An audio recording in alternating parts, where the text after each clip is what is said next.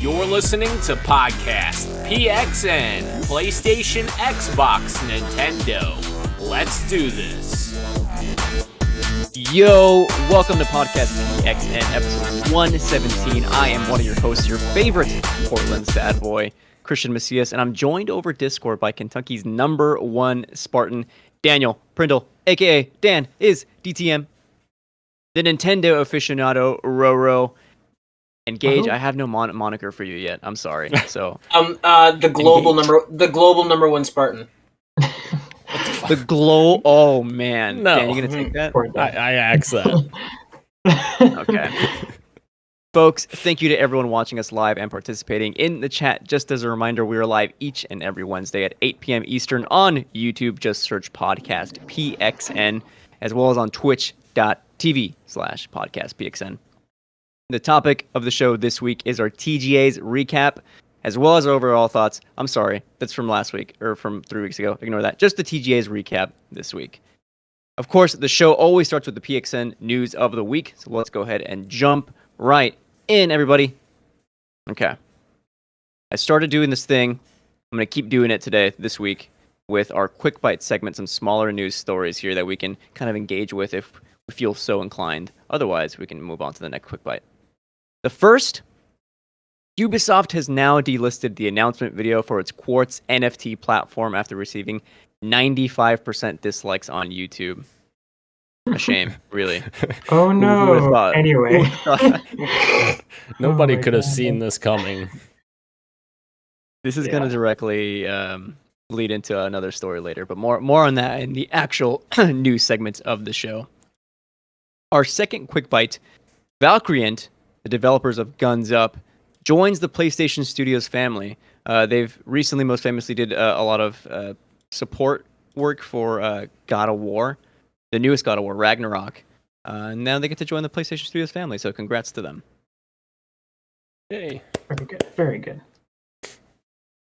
More PlayStation news. PS5 console covers, as well as DualSense color variants, have been revealed, and they are available for purchase starting next month. There's the light blue. They don't have the actual names available, but with me. But there's a cool purple one. There's a pink one that is hot, and a new light blue, as well as the black and the dark red color, crimson red, I think. Yeah. I will say I replaced mine with the D brand black ones, and it looks so much better. I'm not a fan of the two-tone color, the white and black, so the all black is so good. Yeah. No, I just wanted to say I'm so happy that this is a thing, because I know specialty consoles like the special PS4s that we got with Spider-Man and Batman and stuff like that. I feel like this might be a more friendlier cost way to, make your console look a bit prettier. So maybe they'll make a Spider-Man faceplate or a Last of Us faceplate that'll be a bit cheaper than buying a console. So I think this is hopefully opens some doors to some neat designs instead of just plain colors, which do look really cool though. But I would just love some really neat designs to go along with it too in the future, hopefully. Yeah, going to be actually, now that you mention it, it's going to be interesting to see whether or not PlayStation does like actual like specialty consoles like they did with PS4 and PS4 Pro. Like now they're just going to do faceplates now, like a lot cheaper. Who knows? I don't know. Yeah, that's a really consumer-friendly thing compared to like Microsoft, that they've been on consumer-friendly train, but not in that regard, because I paid $500. Actually, I paid more because Target screwed me on my console. But yeah. Did you end up getting it, by the way? No. I had to buy a scalped one. Yeah, that's rough. I'm sorry. Target screwed me. Speaking of screwed, that's a fun segue. I actually don't have an actual segue for that. The official poster for the Uncharted movie has been revealed. You can check that out. Tom Holland, Mark Wahlberg still looking like themselves, but I don't know. I forget. Are we excited for this movie? Just give me a quick thumbs up or thumbs down. We're mostly either like in the middle or negative. So yeah. Okay. All right. Well, those are your quick bites for the week, everyone.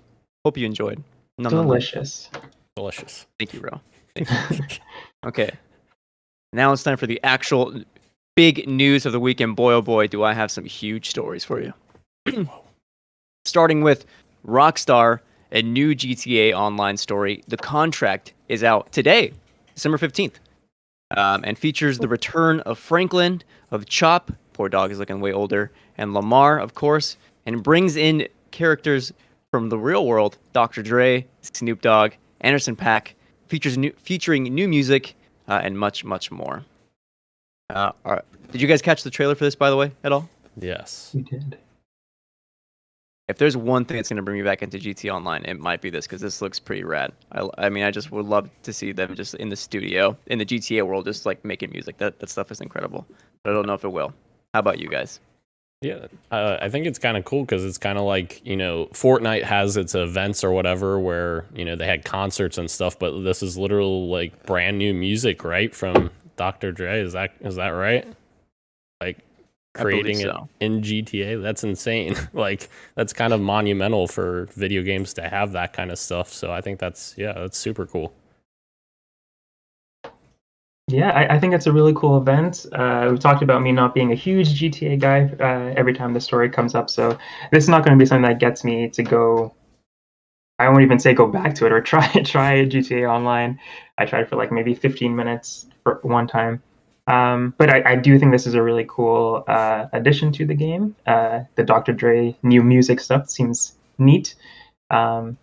But yeah, again, still waiting on GTA 6. We've been playing GTA 5 for 7 years, maybe longer than that. I don't know, but obviously it's going well for them. So why stop now?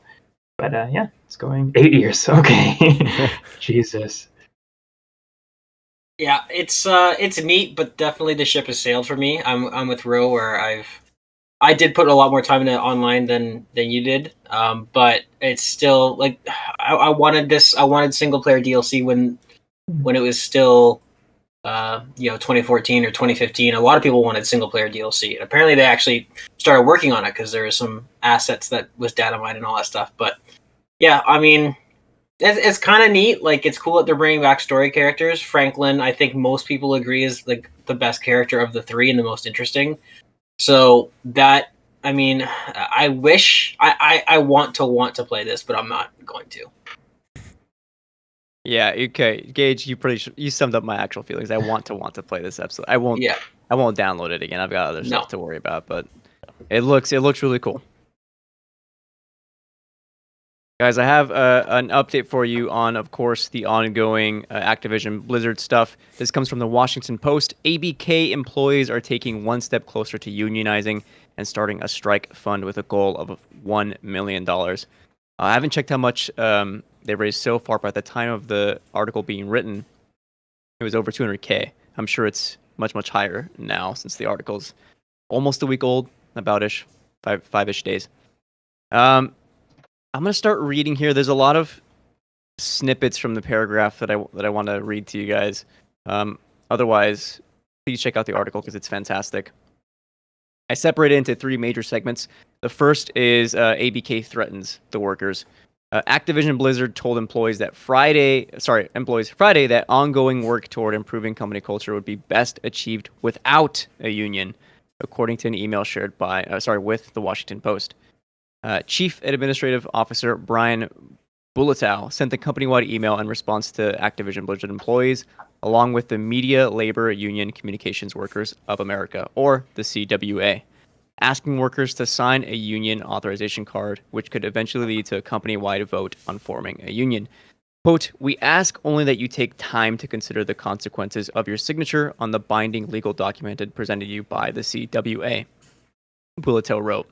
"Achieving our workplace culture aspirations will best occur through active, transparent dialogue between leaders and employees that we can act upon quickly.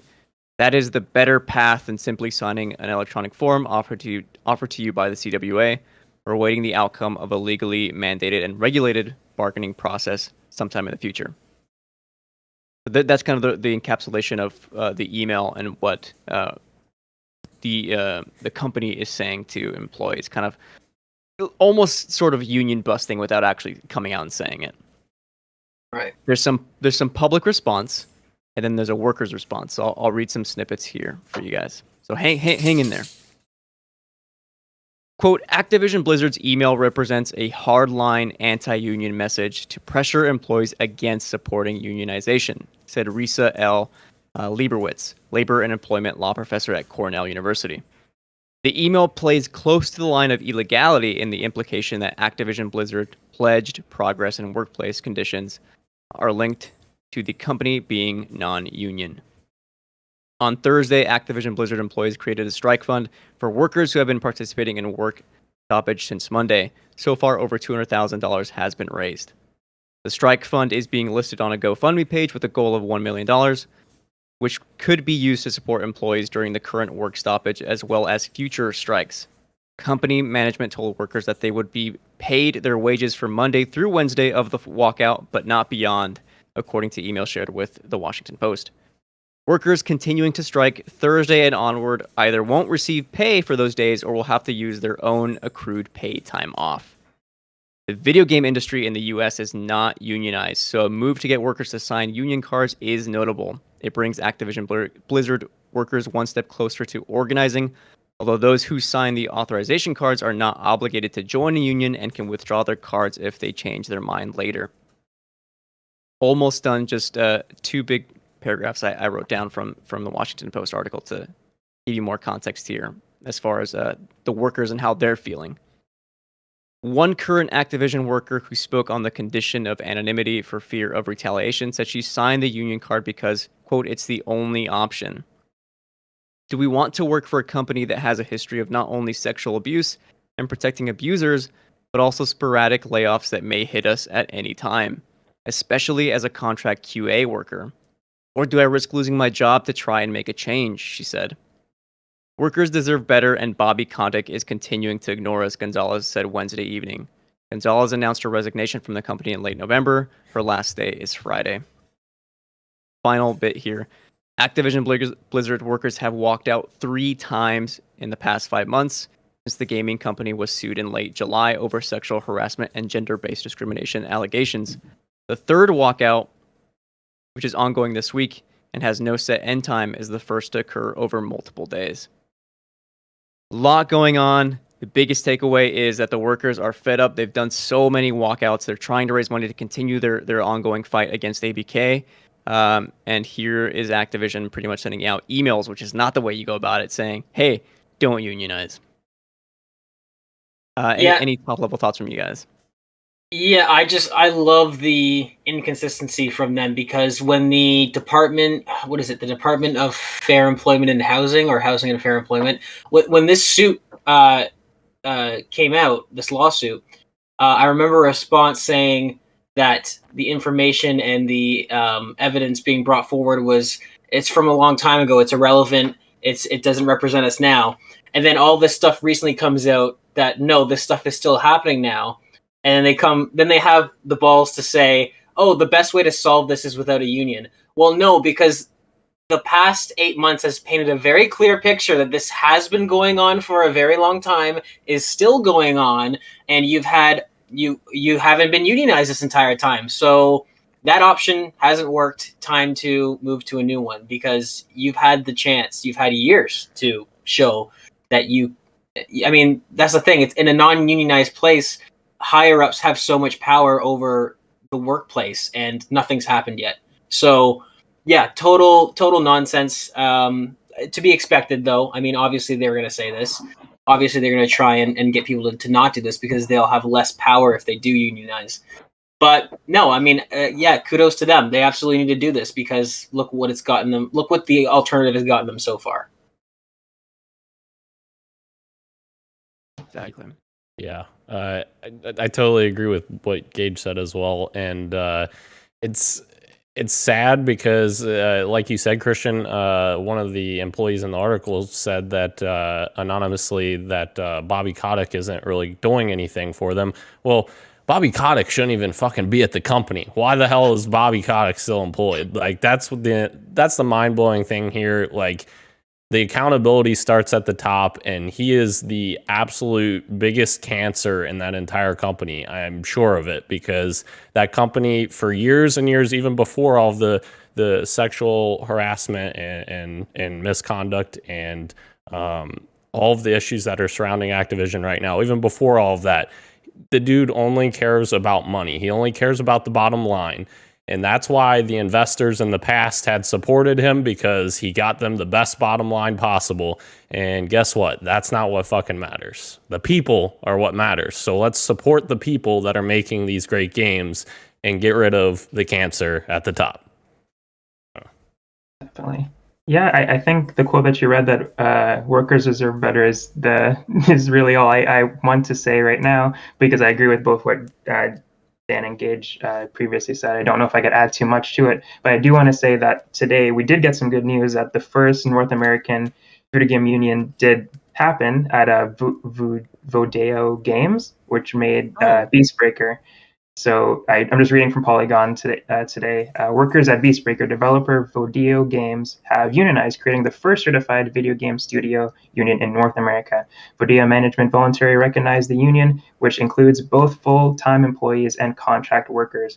So I think that's awesome. Hopefully that spreads a little bit, and I think their quote, or they took a quote from the video game that Vodea developed, and it reads, "Well, blow me over with a breeze. You may be tiny, but talk about making a big impact." So hopefully an indie studio can, shape the environment for bigger studios, like indie games usually do. They kind of are, kind of inject some creativity into the space. So hopefully they give us the bright idea to maybe we should unionize, because it's so very obvious. So hopefully it spreads. But yeah, that's all I wanted to add, that hopefully we're moving in the right direction, at least on a smaller scale.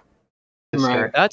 That's awesome, because even though they are small, they are setting a precedence, right? Yeah. So that's incredible. And as far as ABK goes, like, obviously status quo is not enough. I really hope these workers continue to strike. I just shared the fundraiser on my Twitter. They're currently at 324,000, so creeping on up there on their goal, but still need a lot more help. So if you can.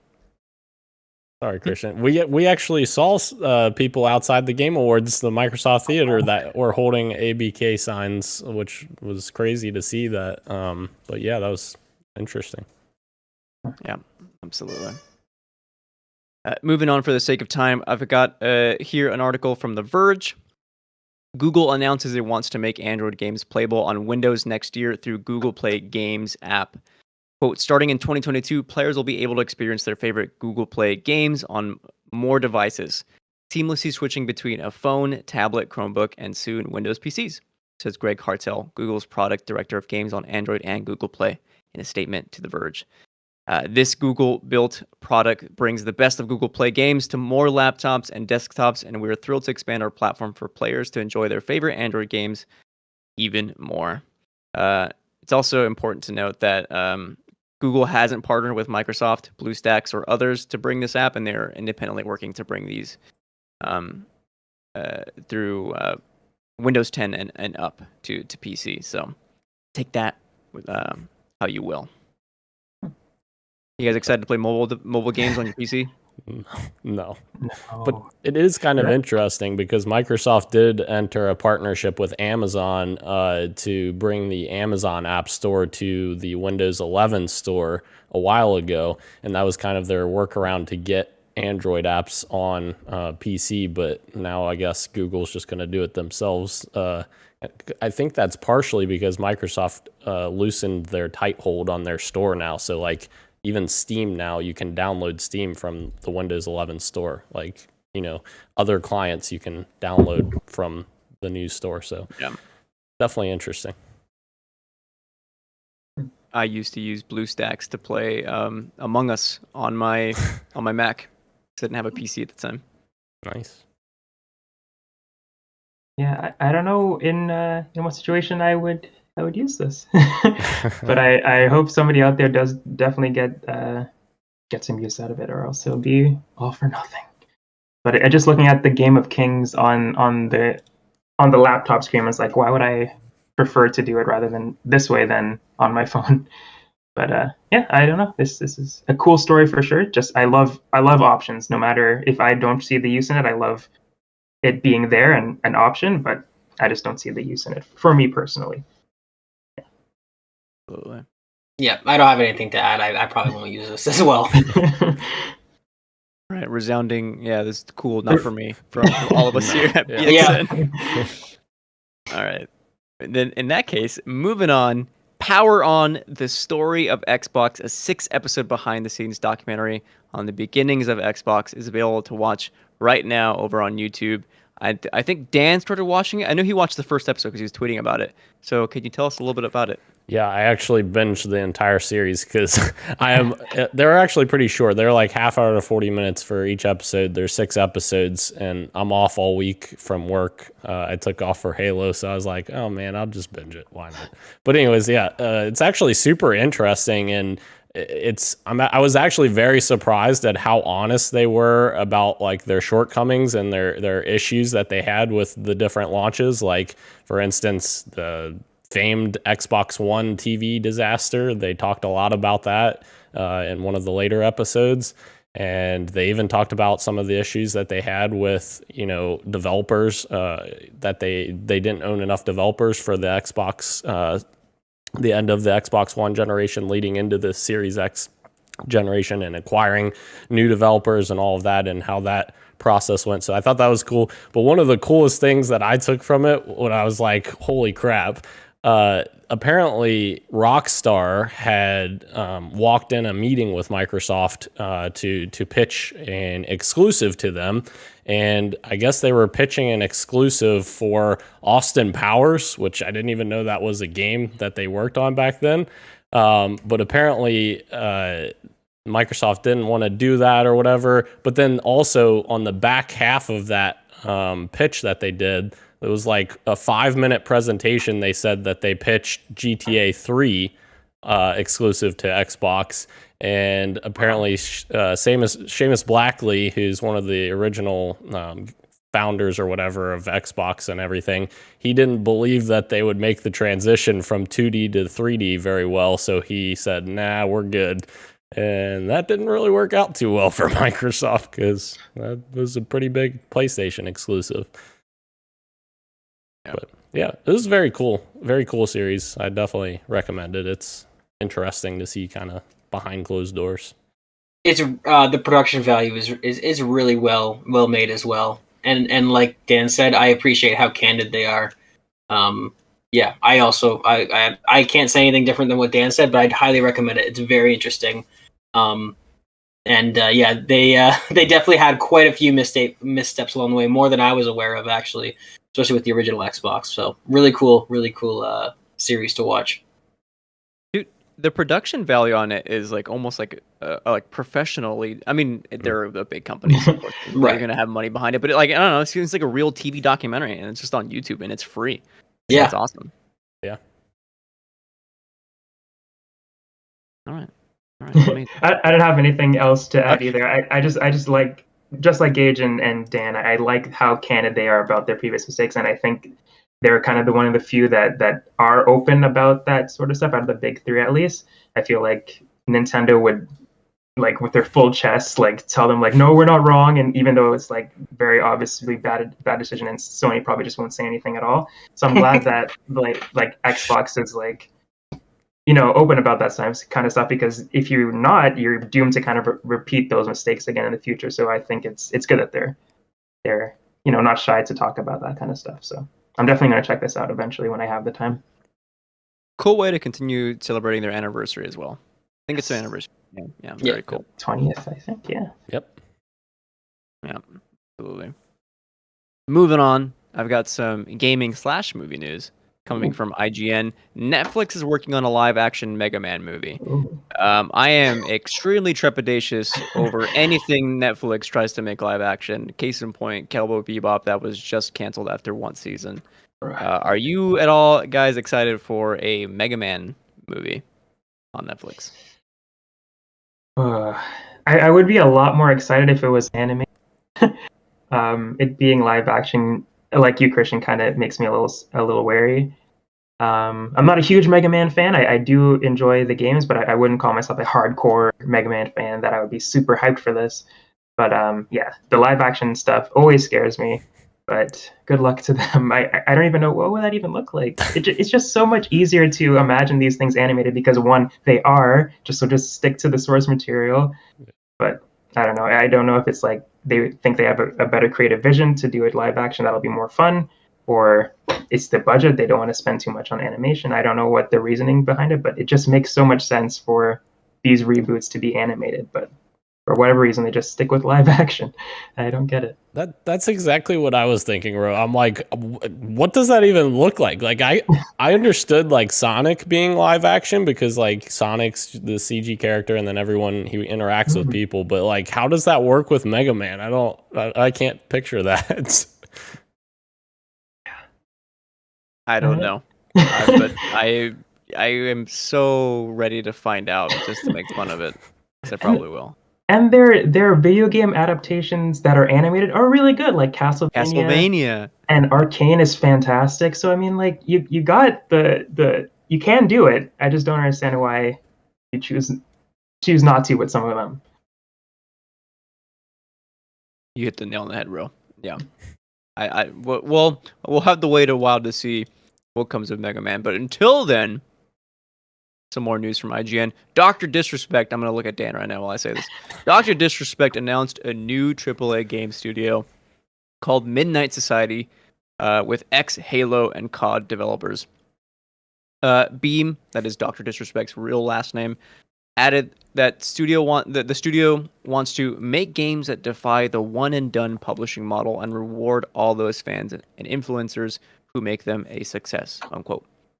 Guys, what kind of game are you expecting from the studio? Is it going to be a battle royale, a multiplayer-focused game, a live service game, something new we have never seen before? What?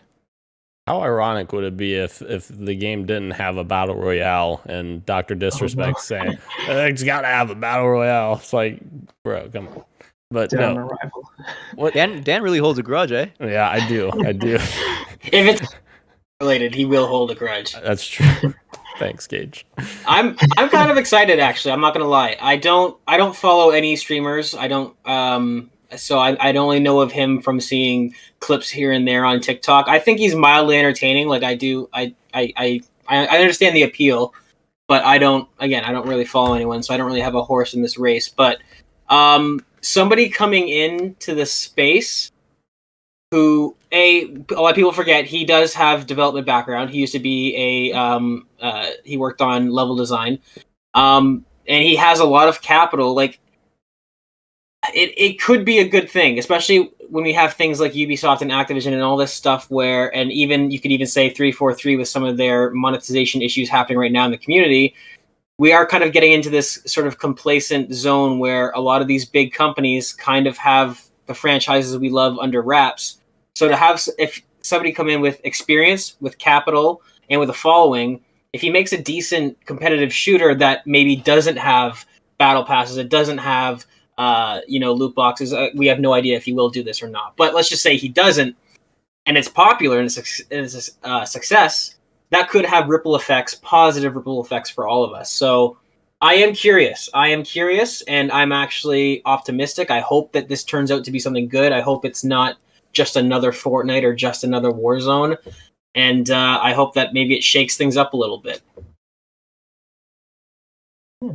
I think I'm interested as well. The games that Dr. Disrespect plays and the games and the talent that he's brought in are from the games industry aren't games that I usually gravitate towards. So the game that he makes may not be for me, but I'm definitely interested to see what that happens just because of the Dr. Disrespect name, to see what that looks like or what he is capable of creating. But I know it's more than just him. It's the people making the game. But the Dr. Disrespect name kind of carries a certain, you think of a certain type of person or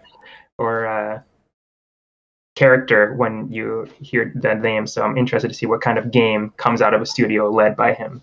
But yeah, that's kind of where I land on it right now. Interested, I guess. Intrigued.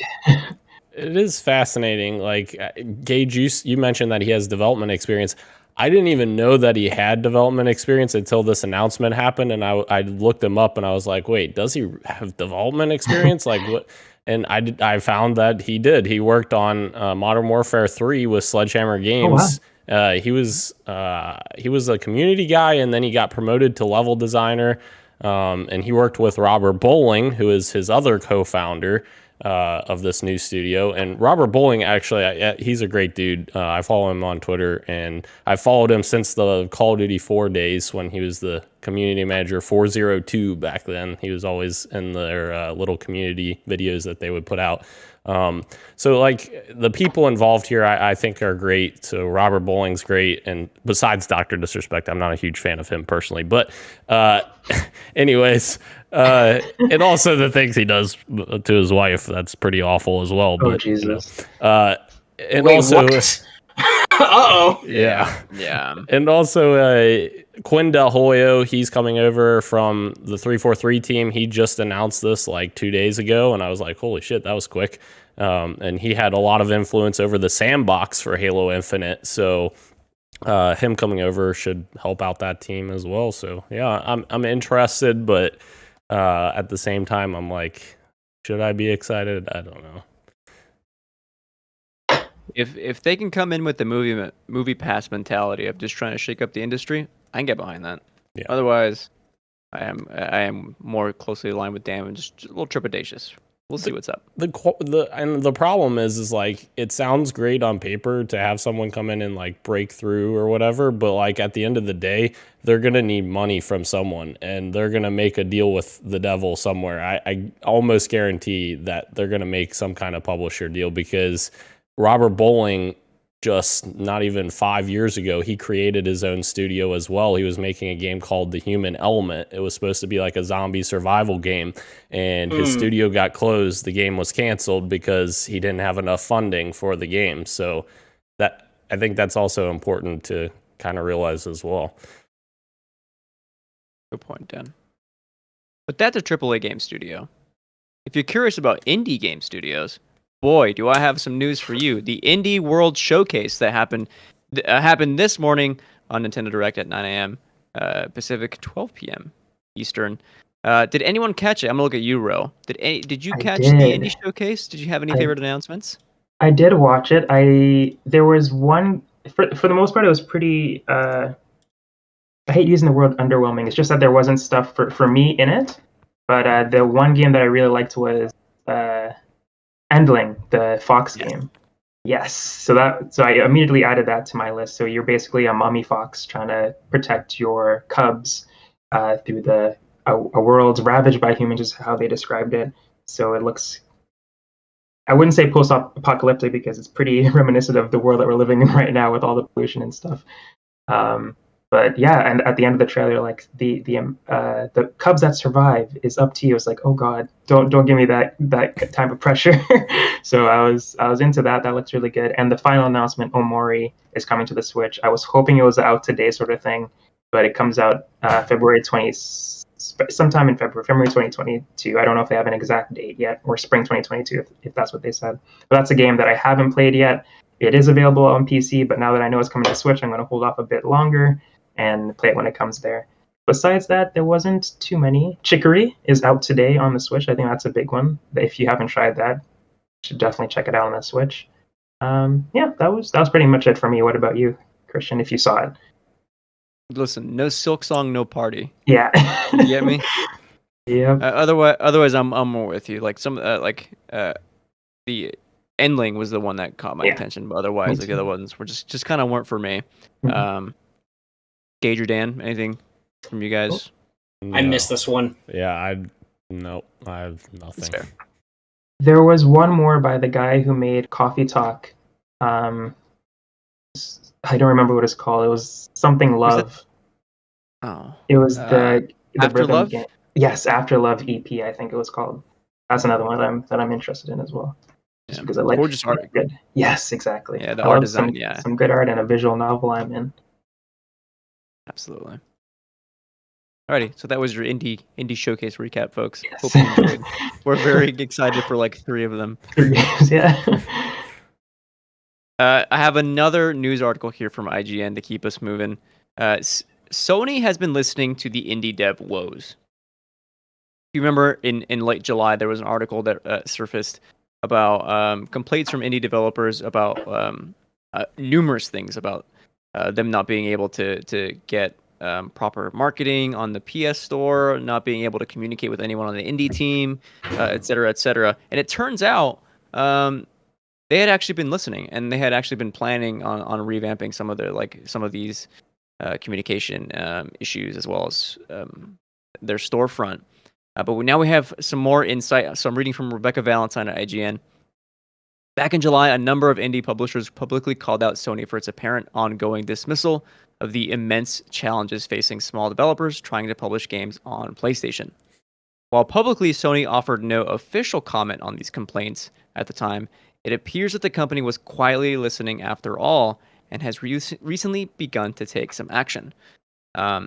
The article seemed to give a huge boost to initiatives that had already actually been planned or in the midst of planning. 3 target areas for continued improvement were listed in the article, and I kind of just condensed this down. There's if you want more in depth, please go check out the IGN article because it's fantastic. First, there's going to be reduced complexity with Sony pledging to improve communication channels, so it's going to be easier for devs to get in contact with the proper folks over at the indie teams in publishing at PlayStation. Second, Sony promised to give all its active publishing and dev partners access to better game sales, engagement, and promo analytics, which is going to be fantastic for getting eyes on games and just being part of more sales, or them having more control over when or how much their game goes on sale for. And third, Sony will modernize its toolset and improve its ticketing system, documentation, and customer service efforts for partner issues. So everything there behind the scenes, as far as internal stuff about if a dev has a complaint or needs to talk to someone, and all that stuff is being tracked better internally. So fantastic that this has been going on. Shame that PlayStation didn't have anything to say publicly about this, and it's kind of shadow dropped now in December because it's been quite a few months. But otherwise, I'm happy to see progress being made, if not for the sake of us, for the sake of the indie teams. Definitely. Yeah, the advertising thing is and I hope that helps. There have been a lot of indie devs I've seen post on Twitter when their game drops, and it's usually a PlayStation storefront that they're showing, and they're typing in the name of their game, and it's just not coming up, like the full name of it, and it's just not coming up, and you have to enter it, and even then, it's like at the end of the list, even though they typed in the full title of the game, and something else is coming up first, and it's like, oh, that sucks. And it's not even, I can only imagine when you're like searching based on hashtags or genres that is probably pushed down so far. So hopefully these steps and stuff that they listed out here help the indie devs get more eyes on their projects, even when you're specifically looking for it. So yeah, hopefully that it helps. Yeah. Like some of the things that you're saying, Ro, as well, and even like things like issues with when your game goes on sale and help with publishing and stuff like that, like that's something that Sony could benefit looking at Microsoft for, because ever since they started their ID at Xbox program, I feel like that kind of stuff has like really like done well on Xbox with indies coming over that prior to that hadn't been coming over. The Xbox One generation in the beginning was a little rough, and they started the ID at Xbox program, and that helped them. So maybe something like that for PlayStation would maybe go a long way for showing the developers like, hey, we care about you as well, and we want to foster this into a good relationship. Yeah, Absolutely. This is all good stuff. A lot of it is things that should have been, already in place. So it's hard for me to give them a huge amount of kudos, because it's kind of like you went from kind of screwing these indie devs over to now it's where it should be, where it should have been in the first place. But no, this is great news for them. I know especially the search feature was something I saw come up a lot in on Twitter in the sort of indie space, where it's like we can't even get our game out there because even if you happen to know, or if somebody mentions the game to you and you haven't looked it up yet, you're like, oh, let me just search for it. Like, no, it doesn't show up, right? So, yeah, these are all things that should have been, already there, but I'm glad that they're finally, making them there. Better late than never. Yeah. After all, poor Shuhei Yoshida is working there, like, trying to help indie teams get games on their platform just for them not to get discovered. So Jesus. Yeah. Shu, who we also saw in the Game Awards in like the second row or something before we got moved. Oh, I almost forgot, dude. Dan and I sat like in what we assumed were our seats, and then somebody comes up to us and we're like, he's like, "You're in our seat." I was like, And oh. we're like, "What? No, we're looking at our tickets. Like, this is it, right?" And he's like, "No, I think you guys are up there." And so we went to go talk to a worker, and she took us to the seats and ended up being the front row. I was like, So that okay, was sure. And I don't think Nothing? I don't think she thought that the tickets were real, because I thought she said like, "Are these real?" or something like that. I'm like, Oh no. no, we faked the Game Awards tickets. Like what? Technically, I got to walk on stage. It was just the stairs, Yeah. That counts. That but counts. still, it counts. Yeah. It counts. Yeah. Guys, our last story, arguably one of the biggest, long-awaited, and it goes back to our very first quick bite. Ubisoft confirms the development of a Splinter Cell remake over at Ubisoft Toronto. What a lukewarm way to announce this game. Is it probably True. Is it probably a response to them getting like 95% dislikes Yep. on ports? Oh, Yep, no. 1,000%. But I'll take what I can get, I guess. Let's Sure. let's announce a blog post with zero concept art, zero anything. Yeah, it's 100% to try and get the public Goodwill. eye off of. Yeah, exactly. Get some goodwill back and get some try and remove some of that negative attention, which is the only attention they've had for the past 8 months. So yeah, no, that I'm happy Splinter Cell coming back, but I'm not going to give them props for this because this is you can see exactly what this was. To play devil's advocate, it is possible that they had an announcement for the Game Awards that they just weren't ready for, because I saw a couple of people tweeting about that even such a simple trailer with like the lights coming on and the sound effects and stuff like that takes time to put together. So like, I don't know if that's what it was intended for. I do think it's weird that Jeff Keighley sometimes tweets about random video game stuff, but he really doesn't tweet a whole lot. And he did tweet about this being announced. So I almost have a suspicion that it was going to be announced at the Game Awards and something happened at the 11th hour or whatever. But like you said, Gage, they are definitely in what do you call it? Crowd control, or I yeah. don't know. I don't know what to call it either. I know what you're trying to say. No, I know what you're trying to say. Yeah. I can't think of it either. Damage control. Damage control. Damage Yeah. control. That's what it is. Yeah. Yeah. Yeah, they're in damage control mode for sure with that disaster of announcement that they had. So- And yeah, Let me just quickly put that theory to bed. If that was true, why didn't that teaser come with this blog post if it wasn't ready to go for the Game Awards? There's a video somewhere, isn't there? yeah, there is. Yeah, Is there? Yeah. It's like a 15-second video. yeah. Oh, okay. All right. I stand corrected. It's just the lights coming on, if Yeah. I remember right. Oh, okay. How do you guys feel about it being a remake and not sequel or something? I think that's I'm down better. with that. Better? Yeah. Honestly, Remake. Yeah. Sorry. Go ahead. Oh, you're good. I just think it's better because like then they're not going out and saying, oh, how do we need to reinvent the series and make it open world and all this. Like they can literally just remake the original source material into like a phenomenal remake, like RE2 remake. Nowadays when I hear the word remaster, I almost get disappointed because a remaster is what you get with the Grand Theft Auto trilogy, and a remake is something like they're remaking it in Snowdrop Engine, which is very exciting because that is honestly that's the best thing that Ubisoft has made in the gaming space in a very long time, right? The Division was a great game, but like the Snowdrop Engine is extremely impressive, more impressive than any game they've released since the Snowdrop Engine has come out. So that's pretty cool. Like the Division looks amazing and it's a massive open world. So imagine the fidelity they can get in small maps where you're playing as Sam Fisher and the dynamic lighting and all that stuff.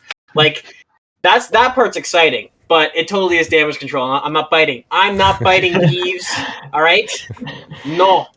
I'm not biting, but I got my tongue around it. Yeah. So many cool remakes that are away, especially with not just Splinter Cell, but I'm sorry, Dead Space as well. Like a lot of cool games being remade recently that I'm very excited about. Nice. Also, shout out to Stalker 2 having NFTs in their game. Oh no. Shout I don't know why you're out. doing that. I don't know why you're doing that. Why is this a thing? Yeah. I hate it. Not good. Yeah, not good at all. That is it for news of the week. Before we get into topic of the show, I have no good transition into this topic.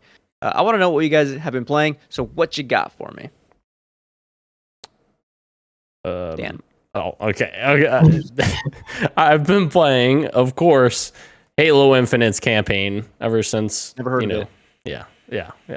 I had I think 4.5 hours in the last episode that we recorded, and now I've completed it. It's fantastic. I highly recommend it. Even I think Gage and I have talked about it quite a bit already as well. Even if you're not going to understand all the subtleties and stuff like that, but even if you've never played the other Halo games before, this is a great campaign. And the gameplay is exciting. The open world is filled with things to do. It's not a blank open world. There's nothing to do in it. And the grapple shot in the open world is amazing. Make sure you get that thing upgraded first. Get that thing upgraded to where the cooldown is quicker. That allows you pretty much to play Breath of the Wild in Halo, because you can literally use that to climb whatever you want. Any mountain, anything. You can climb anything with it. It's so much fun.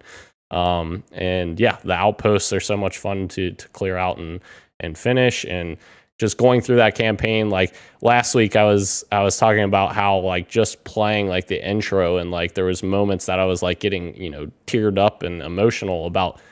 My God, throughout that entire campaign, I was a wreck playing that campaign. It was so good. And it makes me happy that 343 finally, gets something out there that is widely regarded as being very good on all fronts, multiplayer and campaign. Obviously, not without its issues, but overall, so good. I'm so happy. Also, I started playing Guardians of the Galaxy again, or continuing it. I was only a couple hours in before, so I am only just about another hour in because I just started playing it again. But hopefully by next week, I'll hopefully have that beaten, because I feel like that game has not gotten much credit for what they did. The Game Awards, it won Best Narrative, which I think both you and I were surprised about that, Christian, but super awesome. Over here. Yeah. Super awesome game, and I'm excited to beat it. For me, I have been also playing the Halo. Totally speak on to what Daniel is saying for not playing the other Halo games and still enjoying it. I did still enjoy it. I was a little bit bummed that I didn't decide to wait and play the other ones.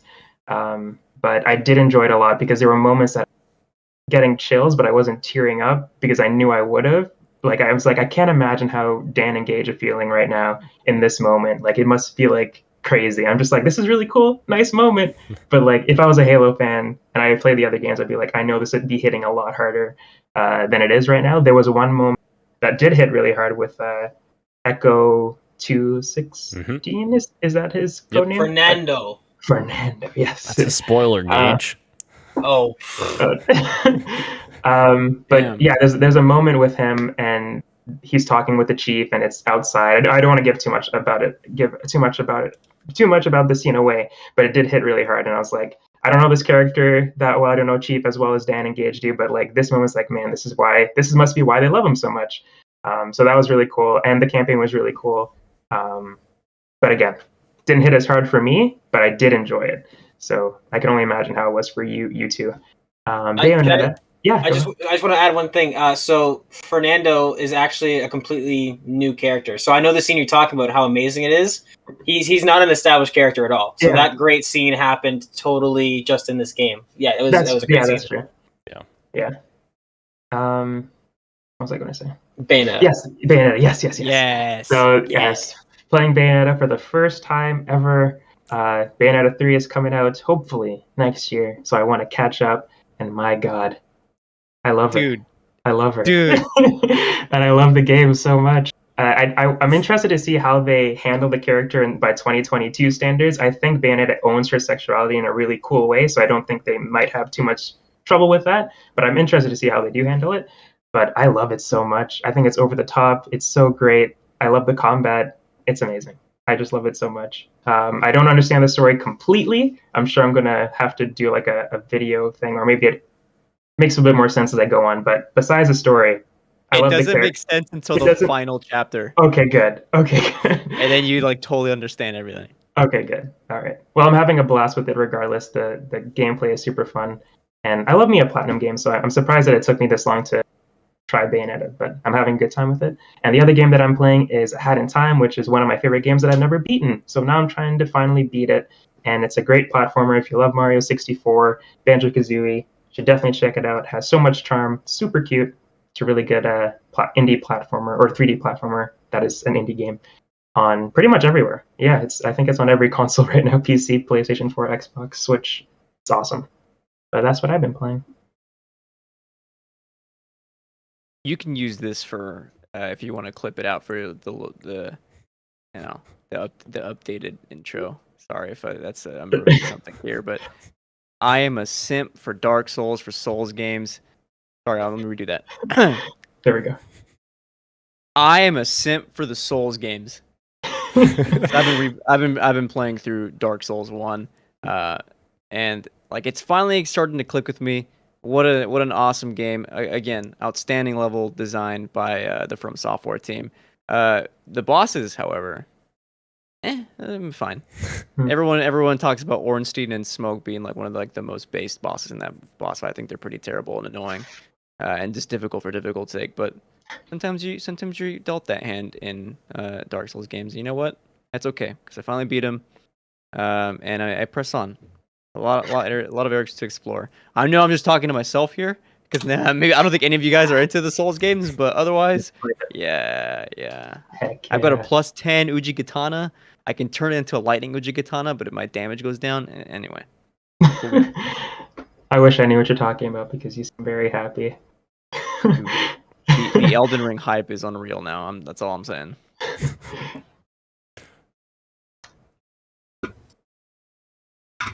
All right, Gage, what you got for us? I've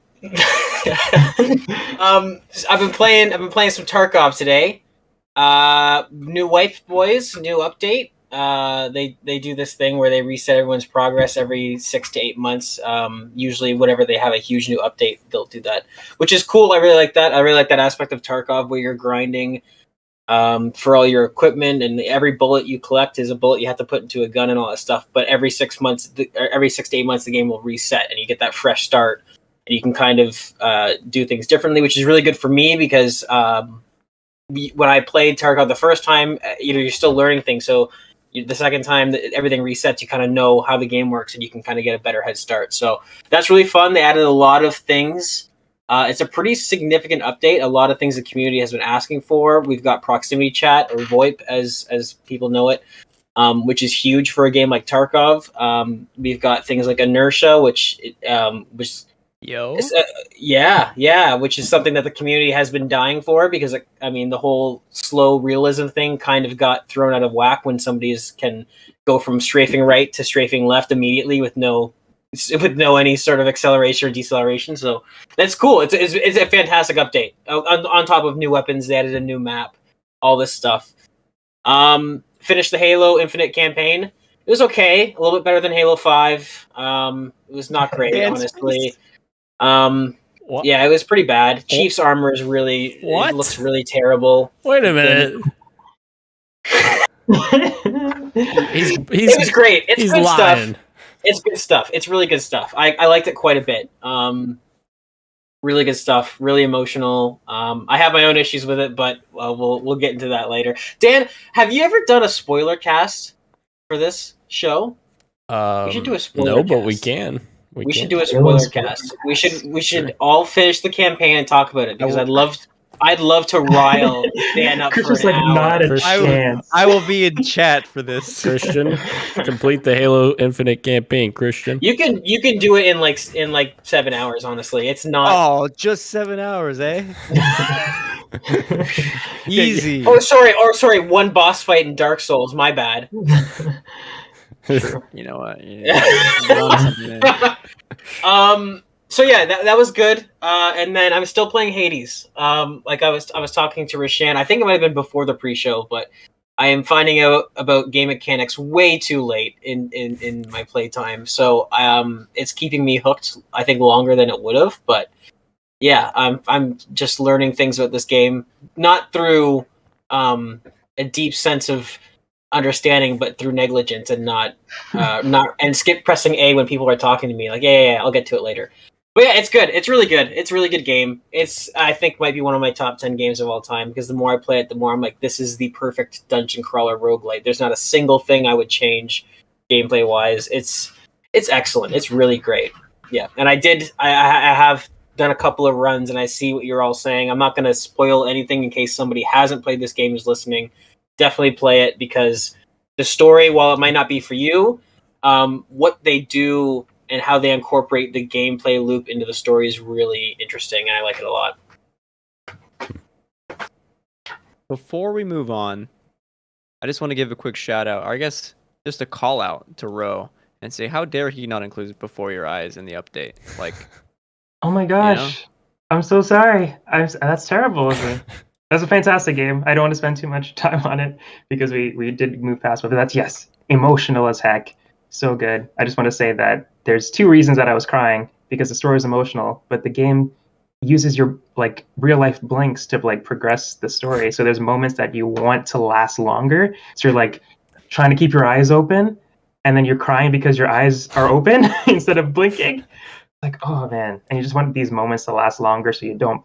It's such a good game. Such a good game. Wait, how does it know if you've blinked or not? webcam. You use your webcam, yeah. Oh, that's And actually you like cool. That's pretty cool. sync with it, and it's really cool. And there's times like I did not blink, but I was like I did blink. You just don't realize it sometimes because it's blinking is like breathing. It's like damn it, fuck. I blinked. I skipped ahead. It's such a good game. I loved it. Emotional as heck. I could talk to Ro. Ro, let's have our own spoiler cast, all right? We can talk about before. Oh right. man. That puts us at topic of the show. Of course, we're going to recap the Game Awards. I decided to split it up into our bigger reveals and then smaller reveals down below. That way we can focus on kind of the bigger stuff first and foremost. So let's dive right in. Yes. And this is all subjective as to what is a big or not big reveal, but I know I included some of these because of the host, right? So the first one is very much a big reveal because of the man rubbing his hands profusely. The Expanse Telltale series has been officially announced. Gage, how excited are you? Extremely. Not only is The Expanse slowly becoming one of my favorite television series of all time, and I highly recommend it. It's way smarter than you think, especially when you watch it second times. Or on your second watch. It's really incredible.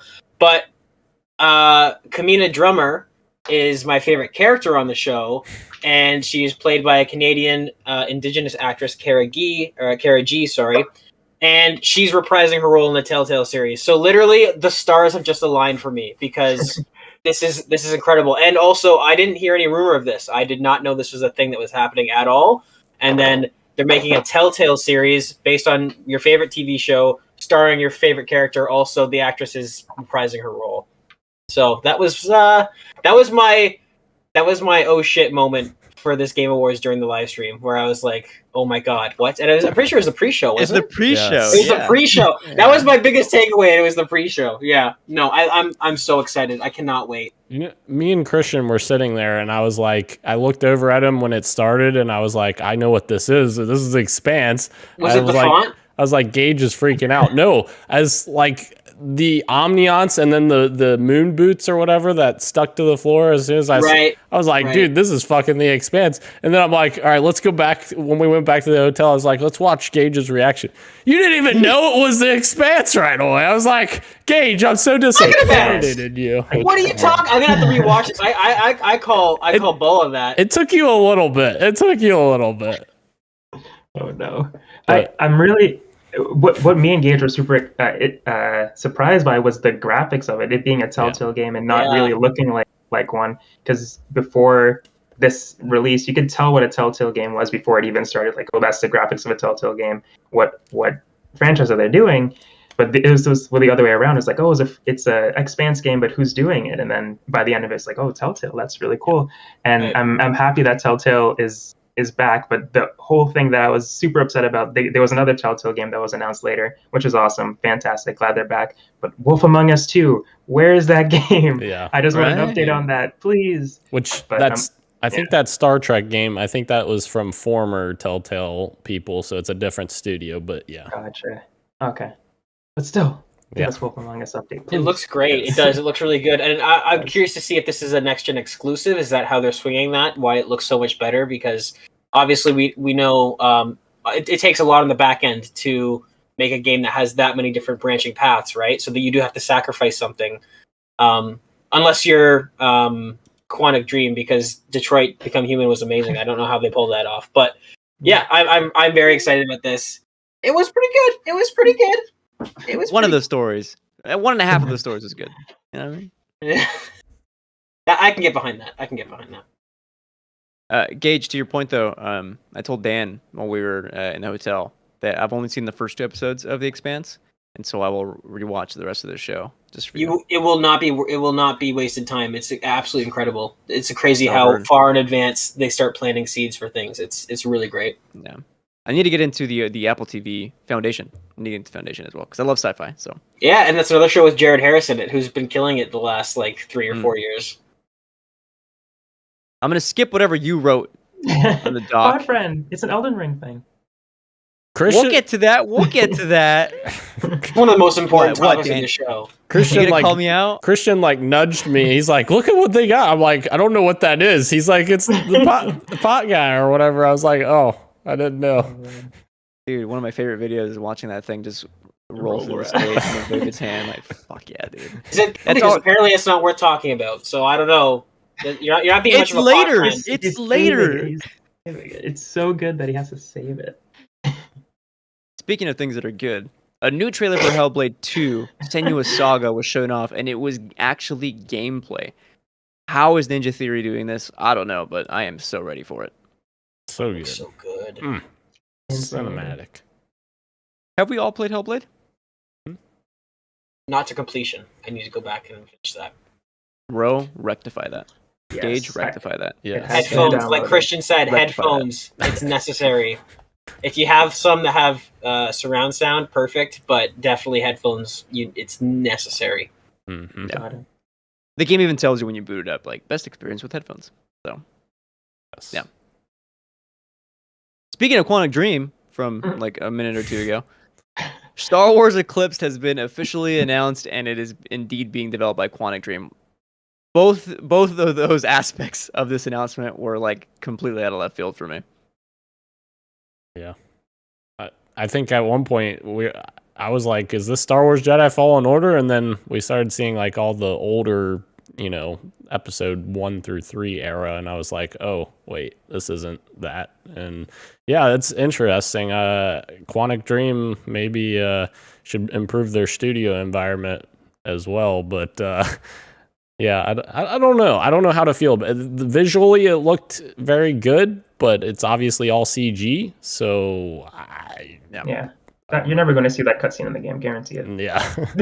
No, I looked it up on YouTube later, and it was like not actual Gameplay. Yeah, so, yeah. I mean, honestly, I wouldn't be surprised if it looks close to it though, because I've played. I mean, I haven't picked it up on Steam yet, but when I was playing Detroit Become Human on PS4, I was shocked at how good it looked. That's true. They do look really, really good, and yeah, I'm not aware of any sort of studio issues. I know that people don't like him because of how he writes characters, but I'm a fan of. I'm a pretty big fan of Detroit Become Human. I never played Heavy Rain, and I tried to play Between Two Worlds. What's it called? Beyond Two Willem Souls. Dafoe? Beyond Two Souls. There it is.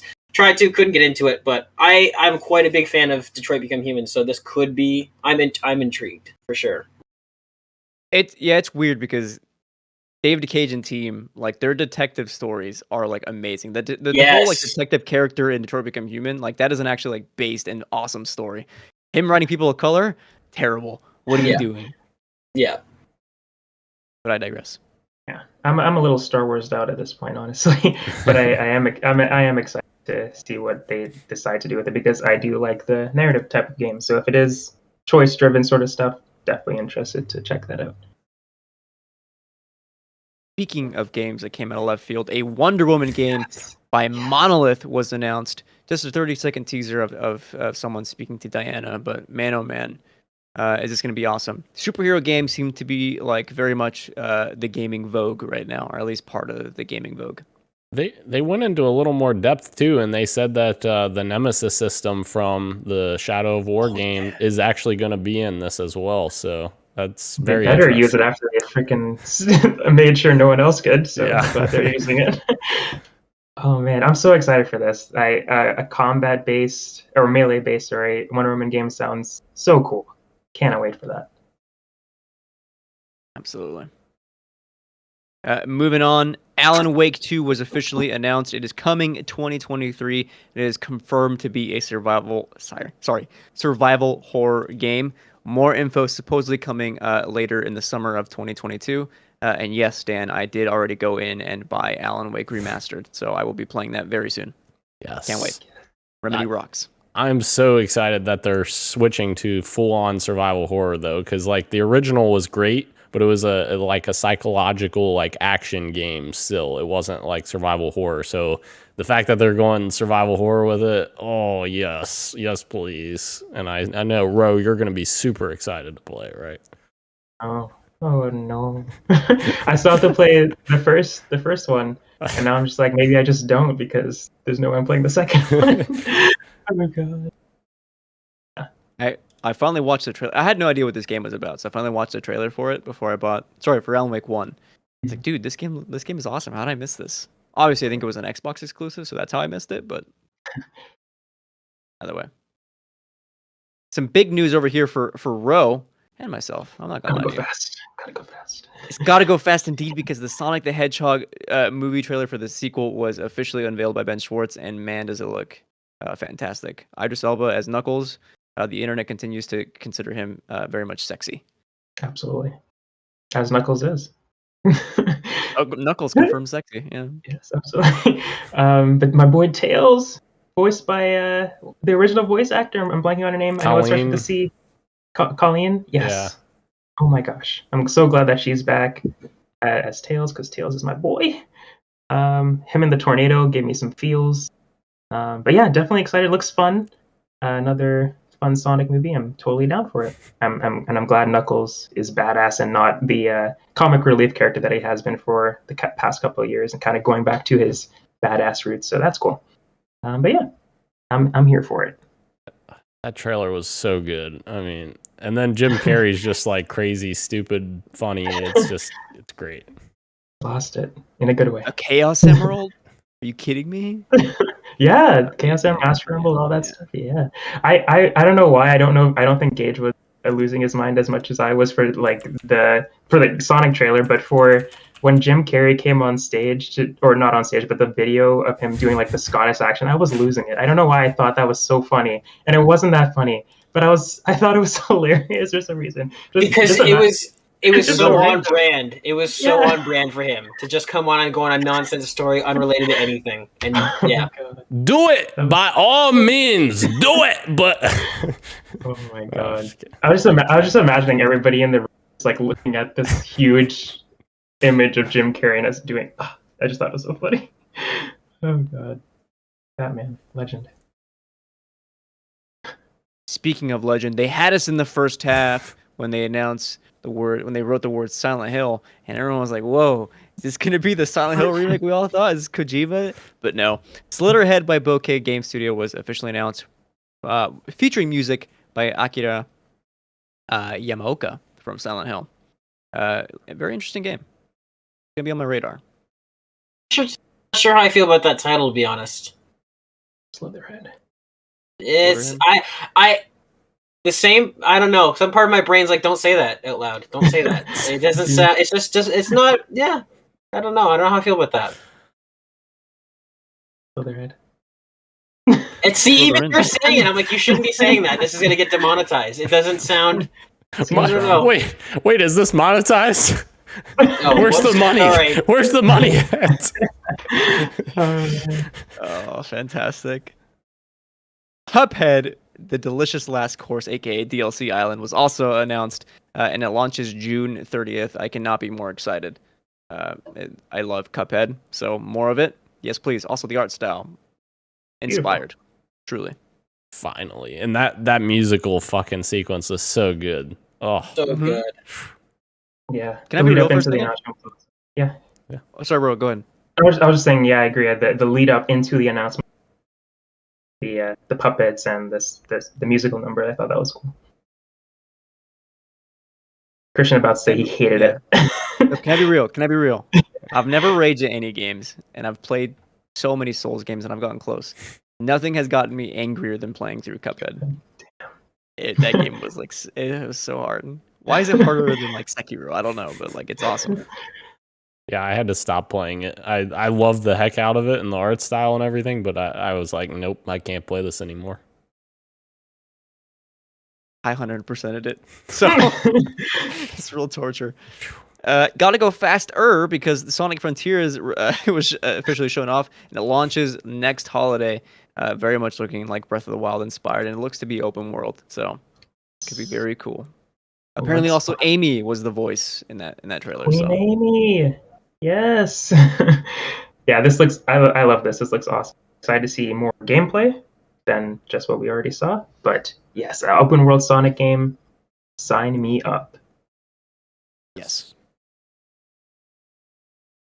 Okay, I paused there to give anyone a chance to reply to more Sonic, but Yes. apparently just me and Rel. Yes. Totally fine. Yes. Okay. You know what? Yes. Blue Man good. I have a question for you folks. For you guys. I'm a folk. What was it, mid or was it good? Suicide Squad gameplay trailer was officially shown off, featuring all four of the characters. There's heavy emphasis on traversal as well as gun combat. And I wanted to ask what your guys' thoughts on the Suicide Squad gameplay was after seeing this trailer. I think my quote gauge was, "Oh, it looks cool. The boomerang guy looks fun to play." I think that's all I said. Yep.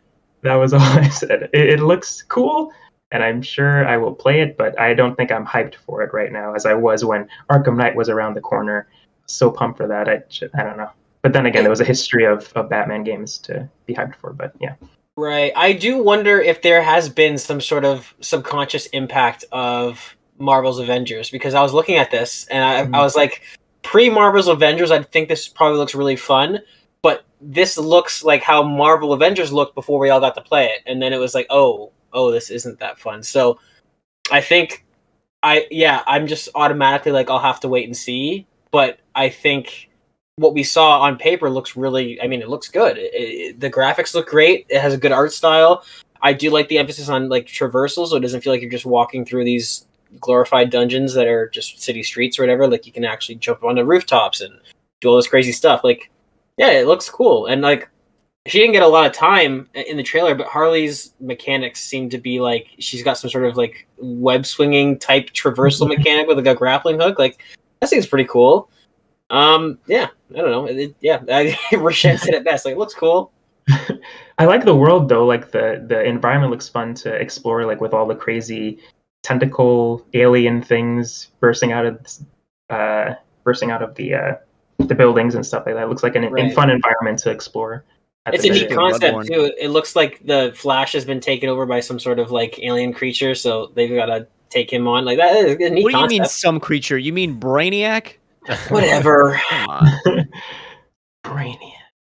I love how he still had that classic Flash humor too. Like he's just like dropping quips while he's taking his brain over by a villain. But yeah, I like he's like mail the bullet to me or something was one. Yeah. That was good. That was good. I think it got me more interested than before, because we really hadn't seen a whole lot of gameplay before this, if any at all. So yeah, I'm interested, but like you said, Ro and Gage and Christian, it's kind of like a middle of the road. Yeah. The gunplay actually worries me a little bit. I'm not sure how much fun that's going to be after just like shooting a bunch of people up for like hours on end. But the boss fights I'm very excited for, because they're the Justice League. I thought Ro was raising his hand. I was Just punching his wall. Moving on, we got a new Forspoken trailer, and it officially launches May 24th. It is a shame, though. I was trying to. I'm not gonna make a joke. Let's all check our inherent biases. The hip hop walk was just like a travesty. I don't know why Square Enix said this. Regardless, I'm very excited for Forspoken because it seems to be a very cool game. Yeah, I feel like I think I was more high on it during the Game Awards, but looking back on it, I feel like my hype level gone down for some reason. Like when it first came, and I think it's the opposite for Gage. At least that's what I realized for when we were talking at the Game Awards. That when he saw the first trailer, he was like, it looks like a parkour sort of thing. And for me, that's when I was like, oh god, this looks so cool. This is so fun to traverse. And the more that I see it, it seems, I don't know, the graphics don't look super amazing to me in some parts. And like the world, it looks really cool, but like the cutscenes that I saw in that trailer looks kind of meh. And I don't know, the gameplay looks fun, but I feel like my hype levels have gone down. And I really don't know what to link that to because they're just showing us more game. If anything, I should be excited, but I don't know. I don't know what it is, but my hype levels have gone down. I'm still interested, but not as excited as I was from that first initial trailer with is that a fucking dragon? Like that got me so hyped. But besides that, no, yeah. Interesting, because that is almost the total opposite of me. When the first time I saw this game, I'm pretty sure I said in the Game Awards when me, you, and Brandon were talking about it, is that it almost seemed a bit like a just a running parkour simulator. Like they didn't show off a whole lot except for traversal, and then every trailer we've seen since then has shown off more gameplay and more story, and I've just gotten more and more interested. So I came off of this trailer the most excited that I have been for this game. In that it totally, to me, it seemed like a glorified tech demo when I first saw it. To now, I'm like, okay, I actually understand the. I'm starting to get a feel for the characters and the plot and the world, and I think the gameplay looks really good. Especially this enchanted armor, whatever the main character has, how it can be used in different ways. Like, you can use it as a sword and a shield. And there's another clip there where she was like using it as like a machine gun. She was like launching rocks at like a really fast pace. Like it seems really cool. I'm kind of hyped on Forspoken a little bit. The more I see of it, the more I like. We've seen like over a dozen different powers that she can like use, and like I'm so excited to fiddle around that skill tree and just use that towards combat and traversal. It looks awesome. Yeah, I agree. Moving on, a new Saints Row trailer was shown off. I forget if any of us are excited for Saints Row in this group or not. Not I. I loved Saints Row a long time ago, but it doesn't look like it's doing anything revolutionary, and it's kind of I don't know. Do you know what it is for me? Is that Saints Row existed at a time when there was a wacky alternative to Grand Theft Auto, but now Grand Theft Auto is the wacky alternative to Grand Theft Auto. Mm-hmm. So if I want to play a better made, higher graphic fidelity, wacky Grand Theft Auto, I would just boot up Grand Theft Auto Online because that's what that's turned into. So it's weird. They've kind of lost their space in the market, but we'll have to see what the game turns out if it has any sort of niche that it can fill. Because I'm just kind of lukewarm on it. Like, Hope the writing's good because the story pitch is actually pretty interesting. But we'll find out, I think, in March. Until then, Among Us VR was officially announced, and I can't wait to be sussy in the metaverse. I'm sorry for that sentence. It's okay. I forgive you. That looked fun. I would definitely play Among Us. Another thing that I forgot to add in, what you got from I got to hang out with Gage this past weekend, and I played VR for the first time, and it was fun. Lots of fun. So Among Us VR sounds like a blast. You did, and you picked up a gun in Boneworks in the most hilarious way that I didn't even know you could do that. But that was absolutely hilarious. I wish I clipped that too. I could have clipped it. This is how I was holding the gun from like this, like. The way your character picked it up, it was like as if he's never seen it before. That was really funny. Yeah, I wish I had. I have never seen it before. Among Us VR sounds terrifying. Like somebody just stabs you in the eye. Like, oh my god. Yeah. Sounds awesome. Honestly, it sounds really great. Like a lot of people were kind of cold on this and say, "Oh, you too late. You missed the boat." But like Among Us is still really popular, and this is a great idea. This is just a fantastic idea. Yeah, I'm with Dan. I played Resident Evil 4 VR. This seems way scarier. Yeah. For fans of A Plague Tale, we got a new trailer for A Plague Tale Requiem. I haven't played the first one, but I should get at it because apparently it's a good game, and the second one looks to be pretty great. So There's that. Hmm. Crossfire X from Remedy and Smilegate officially launches February 10th for those that are excited for a Crossfire game. Yes. Sure. Is Crossfire X an old franchise? That sounds familiar. Yeah, I legit it know was that multiplayer game that they brought over from. It was made overseas. I can't remember what country it was made in, but yeah, they hired Remedy basically to make a single player for it. So yeah. This one's for Dan. We finally got a first look at Halo on Paramount Plus, and I actually have his live reactions on my phone that I forgot to send to him. But Dan, please. Yes. I mean, it was very, very cool to see like everything in live action. Obviously, I would have hoped for a longer trailer because it was only like a minute and change. But it looks so good. The budget has to be phenomenal for this show because like all the effects looked amazing. High Charity, which is the Covenant capital city, looked absolutely incredible. It's a space station essentially. But gosh, it looks so good. Gage, did this warm you up some more? Are you getting warmed up now? So yeah, I mean the production quality looks good. I'll just throw a little tidbit in there. You're like, oh, the budget must be high because of how long it's been in development hell. Yeah. No, it looks good. It was a very short teaser. I was actually curious how you were feeling in the audience because I know you were looking forward to this, and I think that trailer was even shorter than I expected. Like I was definitely hoping for that 2.5-minute proper trailer, whereas this was like their 40-second teaser. It looks good. High production quality. I'm more excited about it now today because on a community live stream that you told me about, they confirmed that it is not canon. So that actually will make me enjoy it quite a bit more. I told you that a long time ago. You had a hunch and the community had a hunch. They hadn't come out and said it. So they're not going to try and retell the actual stories of the games. They're just going to make an original story in that universe. So I can get behind that. Especially with that one issue that I have, that makes it a bit more palatable. I still think that's a bit silly, but whatever. I'm excited because they showed my boy, Bokeem Woodbine. He got his own shot, which makes me think that he's going to be a prominent character. And anyone who's seen Fargo Season 2 knows that Bokeem Woodbine is on another level. He is absolutely fantastic. So that got me very excited because they showed very little in this trailer, but they did show his face for like a whole 2 seconds. So I was like, cool. I hope this guy's going to be like Master Chief's right-hand man, and he's going to be in it for quite a bit because he is a fantastic actor.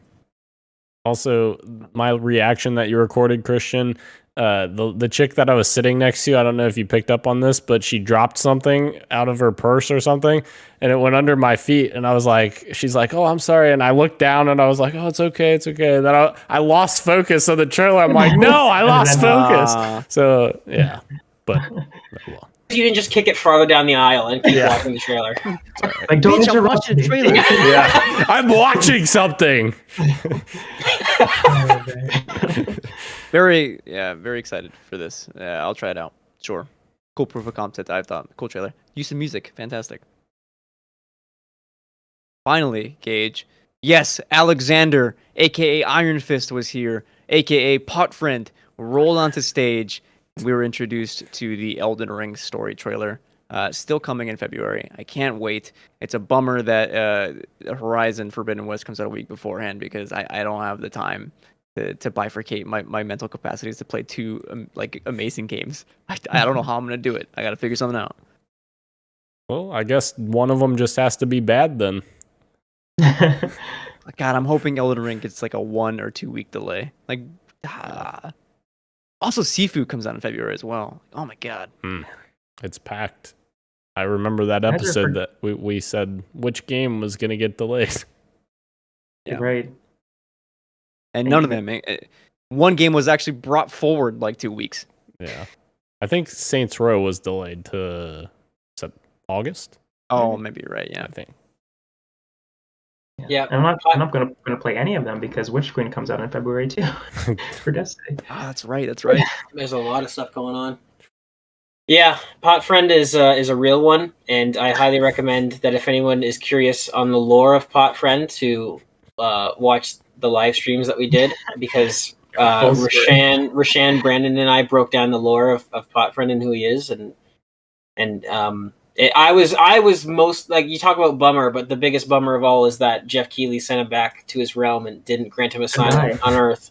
Yeah, so I highly recommend everybody goes. I don't know what the timestamp is for that, when that would have been in the show, but that's definitely worth if you want to know more about Potfriend. Yeah, I think he started a Kickstarter, so go over and support that. Like, get him back here. We have a petition as well. A safe house. I have good news for you guys then, because me and Christian watched them carry him off the stage. He didn't go to another realm. They just literally carried him off the stage. You didn't see the pictures afterwards, though. They shifted. They put him in a box. Yeah, they put him in a box. Yeah, that is true. Yeah. Okay. They shifted. Well, him I got back. some better news for you. If you come to Oregon, I'll be your pot friend. And the best news of all.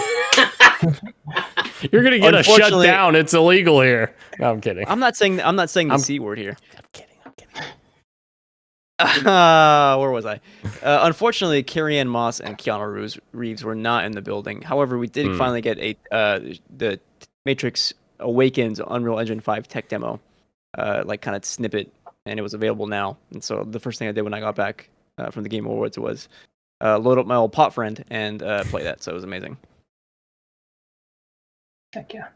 Yeah, Heck yeah. It's insane how visually incredible that experience is.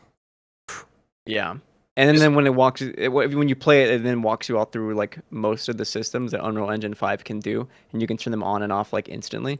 And I thought that was pretty sweet. Yeah, I enjoyed the part where we definitely for real talked to Keanu Reeves in real time on stage. Definitely that was totally to see. Yeah, totally. Yeah. I feel like Jeff sold that as they were gonna be there. Like, that was so disappointing. Why not just lead into it? Like, we all know, like, your audience is all adults. Like, what? Yeah. Hey, Keanu, how's it going, Keanu? It's going great, Jeff. So disappointed. That is it for the bigger reveals. For the sake of time, I don't think I'll read the smaller reveals, but if there's anything there in that list that you would like to bring up, please do. New Somerville trailer. Yes. Can't wait. Heck yeah. Another one of my favorite ones was Arc Raiders. I just saw somebody bolted it. But that was the last announcement, I think, for the night. And that looks really cool. I don't completely remember everything about it, since I have the memory of a goldfish, but I remember really enjoying it, and I like the music choices that they use, and the big scale battles. Looks really cool. It seemed like it seemed like it had a Destiny influence, where it's PvE 4v4, or sorry, like 4-player co-op PvE. But what I liked about it was the pace. Like, it seemed like it was big open areas. Your character moves really, really fast. You can jump around, and it's third person, so there's not many third person shooters nowadays besides Fortnite, and I'll take any of the ones I can get. But this looks really good. I'm really excited to see this. I'm not excited for it, but Dune, a real-time strategy game, was quite a reveal. Hey, I knew there was going to be a Dune game. There had to be.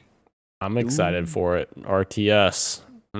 It's underrated genre. It is. That.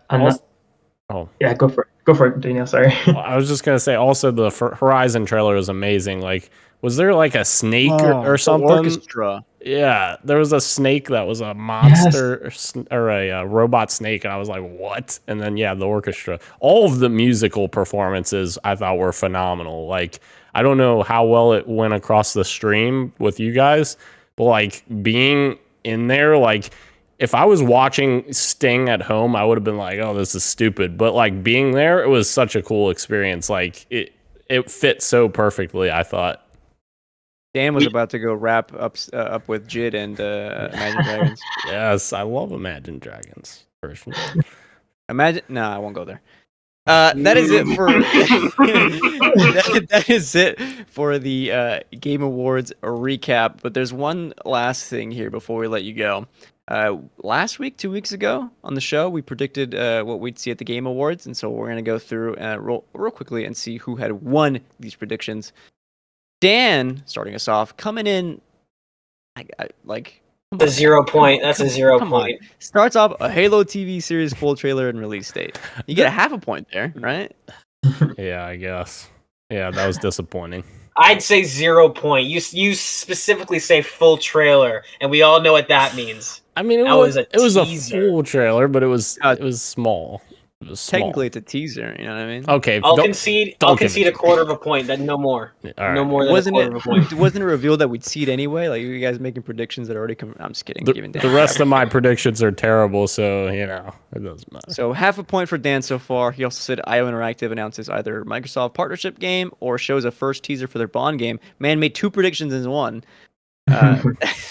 Unfortunately, that was not revealed. No. Breath of the Wild, the sequel to the Breath of the Wild, gets a gameplay trailer and release date.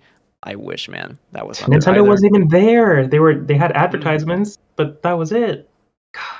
And also, don't give me the point for this next one because I didn't even realize it already had a release date. Well, what the hell was I thinking? Don't give me that point. Okay. And then Dan ended with a new look at Horizon Forbidden West with a release date. 0 points because Dan said so. Yes. So Thank you. Thank you. 0.5 points for Dan. Congratulations. You lead us so far. Uh-oh. Gage, you started with Stater Boy 3. What does that even mean? State of Decay 3. Gotcha. Okay. Which was not there. No.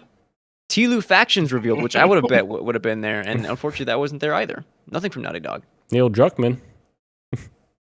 So something from Naughty Dog was there. Yeah, So 0.1 of a point. Ashley Johnson and Laura Bailey were there as well. that's true. 0.3 of a point. Xbox game capture overhaul / update details. I don't think that was shown off at any point. Not even in like commercials or pre-show and stuff. So sorry. Still 0 points. Ubisoft nonsense. There wasn't even any Ubisoft No nonsense. Ubisoft. Yeah, no Ubisoft nonsense. I'm surprised. Yeah. Shocking. Hail Mary, a Perfect Dark update or new trailer. No, silence from that team. So 0 points for Gage. Sorry, buddy. Ro, can you redeem us? Nope. Wolf Among Us 2 indie updates. What? Like Telltale was there, but not for Wolf Yeah. Among Us 2. 0 points. Oxenfree 2 is shown off. No. Open Roads. No. Silksong. No. River City Girls 2. That was today. Not Today, today. yeah. Yeah. Sorry. That's another one I forgot to mention earlier. Super excited for that, but yeah. Halo Remastered. One would have hoped. Still, no. Too soon? Oh, sorry. I should have kept reading. Too soon? Absolutely not. Apparently, it was too It soon. was. Bro, because you got 0 points. Oh man. Bummer. So Gage and Roe tied for third. I guess second at this point, and Dan still leading with 0.5 points. Wow. Oh, man. And then Christian, aka me, I don't even know where I wrote this. I don't know where I was when I wrote this. A Bloodborne PS5 patch is revealed. No.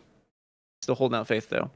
Kojima Productions video reel for his TV and music studios. Kojima Sure. was there, Yeah. but not for any of that. Not for any of that. He was there to promote True. Guillermo del Toro's movie, Nightmare Alley. So, 0 points. Blue Point's new game, please. No, nothing. So Gage, Roe, and me all with 0 points. I mean, really, I should have 0 too. So, I mean, Dan comfortably in first with 0.5. What a great job we did, didn't we? Jesus. not good. Definitely listen to us for your video game news. We Yeah. definitely know what we're talking about. Totally. I have a good time. Me too. Me too. Me 3. Oh man. Hilarious. That is going to do it for episode 117. Thank you again to everyone joining us live on YouTube, Twitch, and Twitter, as well as podcast services everywhere, including Apple Podcasts, Google Podcasts, SoundCloud, Spotify, and Stitcher. Thank you, Ro. Thank you, Minnie. Thank you, Gage. And thank you, Daniel, aka Dan is DTM. I don't know why I threw that in there. Extra pizzazz. This has been Podcast PXN, and we are out. Much love and keep on gaming. See ya. Bye. Oh, yeah?